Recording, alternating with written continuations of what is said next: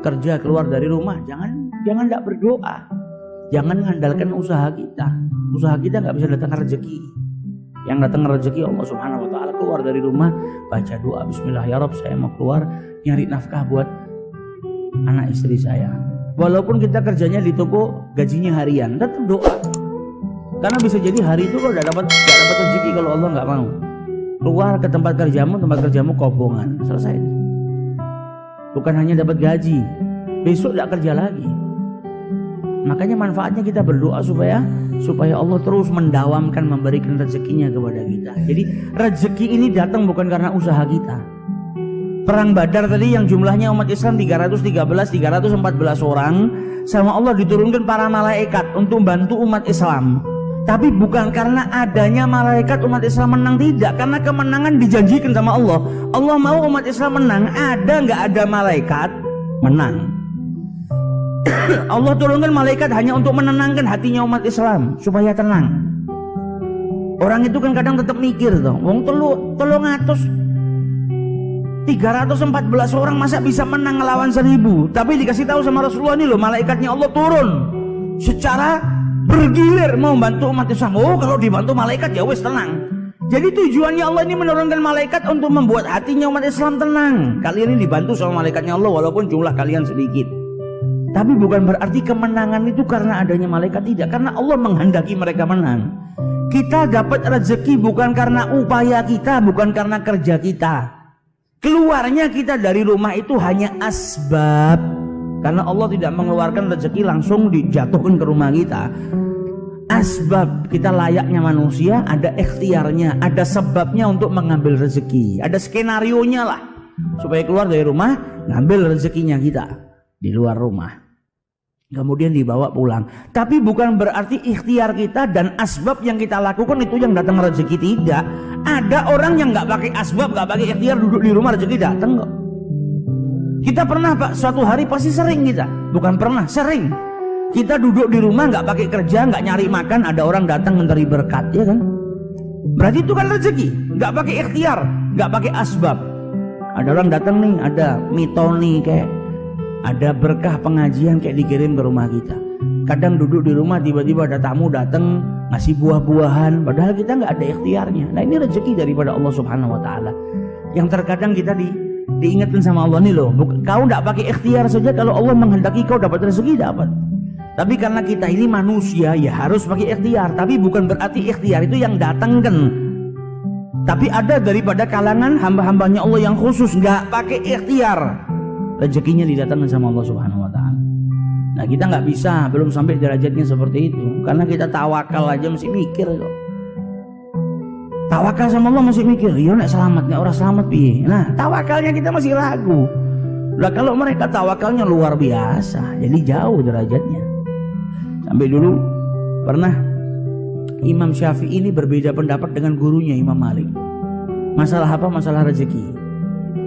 Dalam hadisnya Rasulullah dikatakan, lau annakum tawakkaltum 'alallahi haqqa tawakkulihi, kalau kalian ini benar-benar bertawakal kepada Allah dengan sebaik-baik tawakal, la razaqakum kama yarzuqut thair, kalian pasti akan diberikan rezeki oleh Allah Subhanahu wa taala sebagaimana Allah memberikan rezeki kepada burung.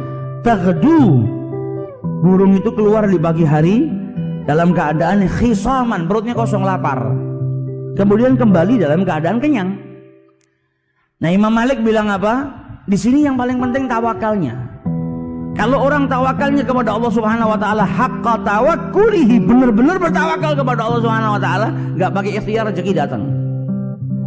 Imam Syafi'i bilang enggak, karena ada perbandingan seperti burung yang keluar di pagi hari dalam keadaan perutnya kosong, kembali dalam keadaan lapar. Berarti kan ada ikhtiarnya, keluar dulu dari rumah untuk cari pengisi perut. Ada perbedaan pendapat, tapi orang dulu kalau beda pendapat indah, tidak kayak orang sekarang berbeda pendapat kafir-kafiran, iya kan?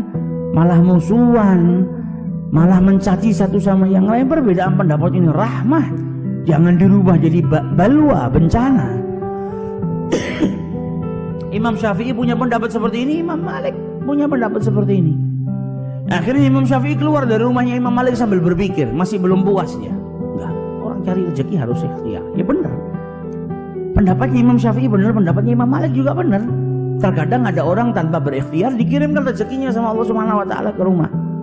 Tapi kadang juga ada waktunya kita berikhtiar kepada Allah Subhanahu wa taala. Maka di tengah jalan Imam Syafi'i ketemu sama orang tua, mau bawa kurma 1 karung, ngangkat gak kuat, habis panen. Maka kata Imam Syafi'i, sini saya bantu. Dibantu sama Imam Syafi'i, dibawakan sampai ke rumahnya. Sampai di rumahnya pemilik kurma tadi, karena sudah bantu, diambilkan kurma, diberikan kepada Imam Syafi'i. Ini kurma buat kau, kau tadi sudah bantu saya. Maka diterima sama Al-Imam Syafi'i. Sambil dia teringat dengan pendapatnya nih, kalau saya tadi nggak ngangkatkan karung kurmanya orang tua ini, ya saya nggak dapat rezeki kurma ini. Tapi karena saya ngangkatkan, ada ikhtiar, saya dapat rezeki ini. Kembali dia ke rumah gurunya mau buktikan, sambil mau ngasih hadiah. Zaman dulu tuh santri kalau dapat kenikmatan yang pertama keinget siapa? Gurunya. Wah, ini saya dapat kurma, saya harus bagi dengan guru saya. Balik ke rumahnya Imam Malik, diberikan setengahnya buat Imam Malik, ini kurma buat engkau, ini kurma buat saya dapat rezeki dari, kita bagi setengah, kata Imam Syafi'i. Kemudian diceritakan, ini tadi kalau saya nggak ngangkatkan ya saya nggak dapat. Kata Imam Malik apa? Engkau benar, saya juga benar. Saya nggak pakai keluar dari rumah, nggak pakai nguli, nggak pakai ngangkatkan 1 karung, datang sendiri ke rumah saya, kau bawa ke sini. Berarti kan saya benar, nggak pakai tawa, saya nggak pakai ikhtiar dapat kurmanya. Kau juga benar, kau nggak bisa dapatkan kurma ini kecuali kau dengan berikhtiar ngangkatkan kurma ini. Nah, ini indah.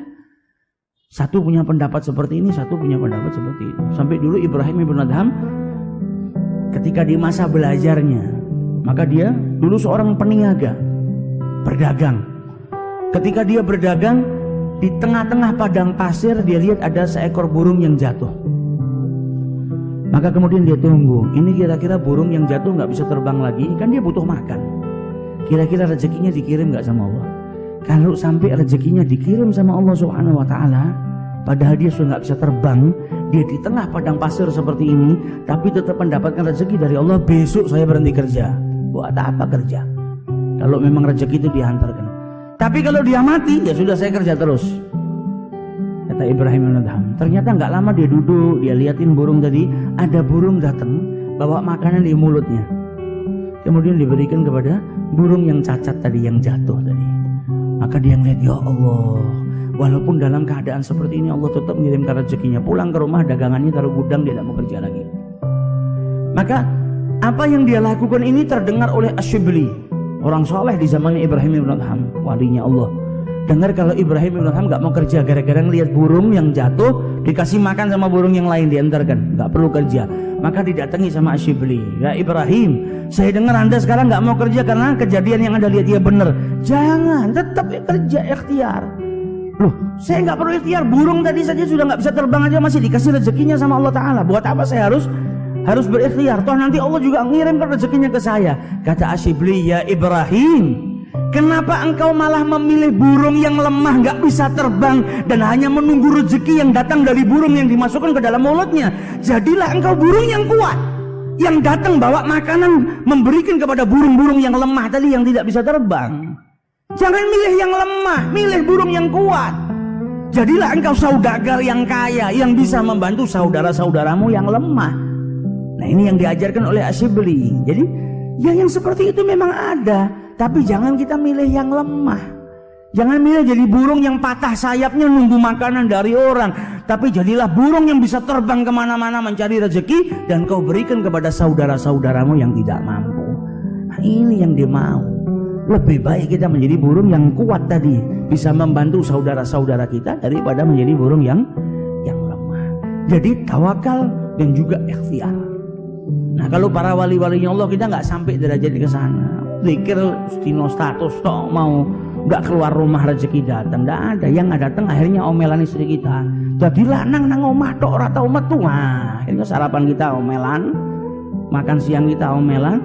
Kayak orang yang dulu datang ke kiai ngeluh, "Kiai, saya tahu tuh salam itu khutbah Jumat itu kan seminggu sekali. Lah kok istri saya tiap pagi sampai malam khutbah terus nggak pernah berhenti. Lah kuwi salahmu. Lah kamu yang nggak didik istrimu, kamu yang nggak nyari nafkah, ya akhirnya mulai dari pagi sampai malam khutbah Jumat istrimu."